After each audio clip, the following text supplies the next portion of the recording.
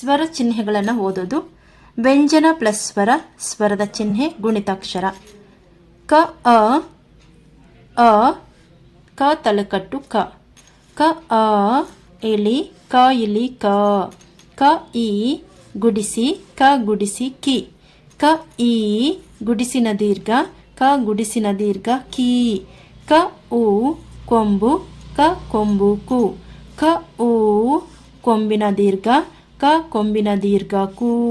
ಕ ರು ವಟ್ರಸುಳಿ, ಕ ವಟ್ರಸುಳಿ ಕೃ. ಕ ಎ ಏತ್ವ, ಕ ಏತ್ವ ಕೆ. ಕ ಎ ಏತ್ವನ್ ದೀರ್ಘ, ಕ ಏತ್ವನ್ ದೀರ್ಘ ಕೆ.